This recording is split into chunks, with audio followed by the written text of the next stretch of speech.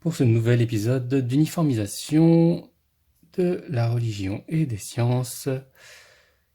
Donc j'ai fait un grand pas en avant.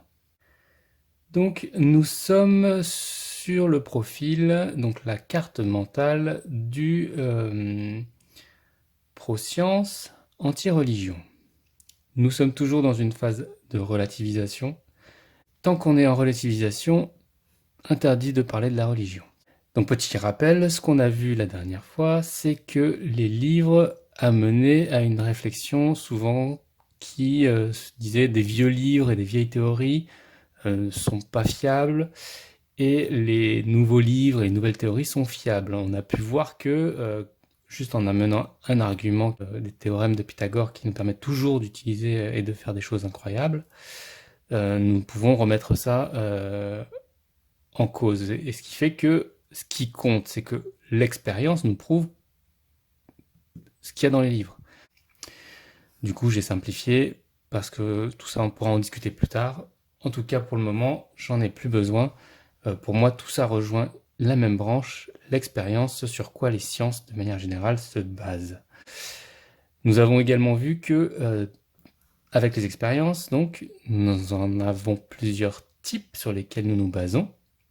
Dès que nous avons lu, et donc dans tout ce qu'on a pu lire, des livres, même des vieux livres qui sont pas forcément de la science, mais des choses voilà, qui sont de l'ordre de la lecture, donc des livres. Donc on reboucle, ça, on revient sur la même notion. Donc sinon, des choses qu'on a entendu, que ce soit à la télé, la radio, des gens que vous avez côtoyés au travail, des amis, peu importe, entendu. Des choses qu'on vous a proposé de reproduire. Par exemple, si vous reproduisez une expérience avec des outils dont vous ne savez pas comment ils sont fabriqués, il y a de fortes chances que si vous décidez de vous fabriquer vos propres outils, vous n'arriviez pas à faire les mêmes expériences. Ou on pourrait très bien avoir des outils trafiqués. Il faut regarder qu'est-ce qui est vraiment maîtrisé dans ce qu'on fait et qu'est-ce qui a été préparé par quelqu'un d'autre pour pouvoir savoir, en tout cas se positionner dans l'expérience dans laquelle nous sommes. Et les expériences que l'on vit. La différence entre cette expérience-là et les autres, ce sont les intermédiaires. Donc, nous allons étudier plus en avant justement qu'est-ce qui va amener la notion de preuve qui se positionnait ici. C'est-à-dire que soit l'expérience nous donne une preuve, auquel cas c'est fiable, soit l'expérience ne donne pas de preuve, auquel cas ce n'est pas fiable.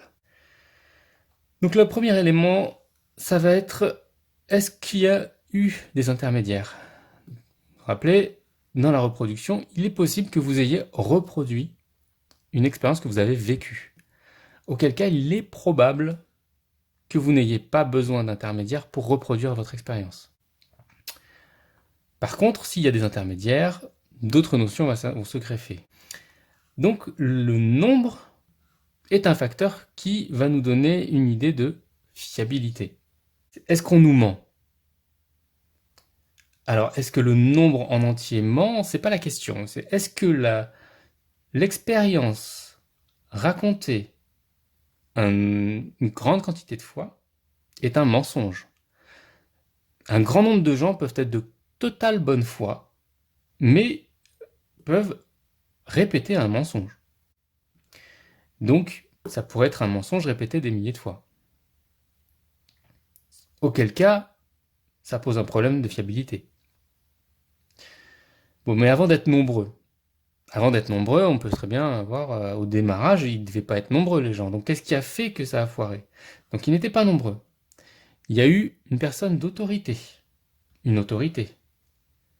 Cette personne, encore une fois, soit c'est une autorité, auquel cas vous pouvez vous y fier, mais cette personne, elle peut très bien vous mentir. Elle est fiable parce que c'est quelqu'un qui connaît le métier. Elle est fiable parce que c'est quelqu'un d'honnête de manière générale. Elle est fiable parce que, pour plein de raisons. Mais sur ce coup-là, sur cette fois-ci, elle avait intérêt à mentir. Donc elle a menti. Cette personne d'autorité a donc menti. Mais ça ne s'est pas vu. Donc on ne peut pas considérer que le mensonge est valide. Donc, enfin, voilà. Donc, si vous ne faites que répéter, en fait, nous sommes dans un problème, une boucle complète, quoi. Et je pense que c'est ce qui arrive le plus fréquemment. Bref, si ce n'est pas une personne d'autorité, vous n'allez pas lui faire confiance. Donc c'est forcément... Le mensonge ne peut venir que d'une personne d'autorité. Ou alors vous faites confiance à des gens qui ne font pas autorité, mais pour des raisons personnelles. Vous avez un vécu particulier avec elle, etc. Mais on va considérer que l'autorité, de toute façon, a un ascendant sur vous et a des raisons, vous avez des raisons de lui faire confiance. Donc nous avons ce problème, cette problématique. Lorsque nous avons des intermédiaires, il y a la possibilité du mensonge qui nous emmène droit vers le mur sur une idée pas fiable.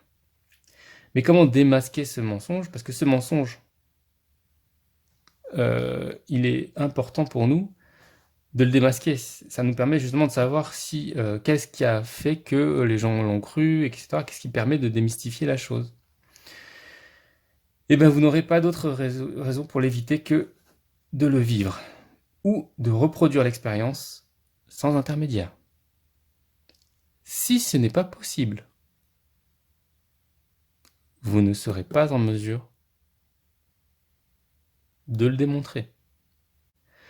Auquel cas, je vous conseille de considérer ça comme non fiable.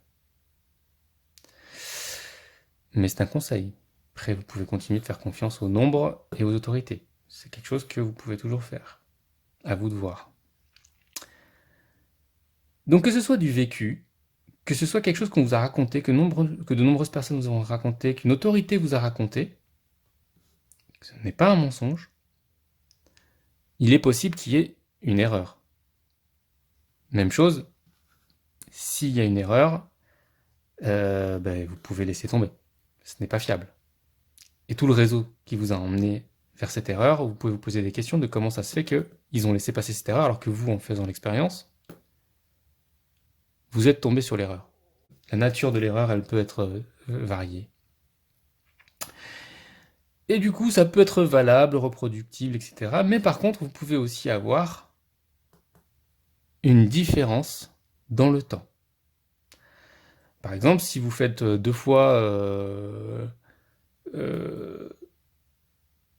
comment dire, vous prenez une expérience qui va consommer, je ne sais pas, qui va consommer de l'oxygène dans une salle où, voilà, et vous allez allumer une bougie, donc une première fois, et vous allez allumer une deuxième bougie une seconde fois, mais en fait, la première bougie, elle va avoir consommé tout l'oxygène, la seconde bougie ne pourra pas se allumer, et donc il faut vérifier que ce que vous faites est toujours valable, ce que vous pensez, ce que vous imaginez est toujours valable. Donc ça, c'est la notion d'histoire que nous avions plus tôt. Donc c'est quelque chose qui est admis assez facilement par ce profil-là. Donc le fait que ce soit toujours valable. Et auquel cas, donc vous avez passé ces épreuves. Ce n'est pas un mensonge. Il y a beaucoup de gens qui le répètent. Il y a des autorités qui en parlent. Vous l'avez vécu, vous l'avez reproduit. Et pas d'erreur détectée. C'est toujours fiable. Et bien dans ce cas, vous pouvez vous dire, c'est effectivement fiable et vous pouvez valider l'expérience. L'expérience. Sans quoi l'expérience n'apporte aucune preuve, ou en tout cas apporte des preuves de son invalidité. Et une preuve d'invalidité au milieu de plein de preuves de validité, votre théorie, ou en tout cas la chose sur laquelle vous basez, comporte des erreurs. Et il est important de rétrograder la confiance que vous lui faites. Comme vous pouvez vous en apercevoir, nous allons avoir quelques points communs avec le profil pro-religion anti-science.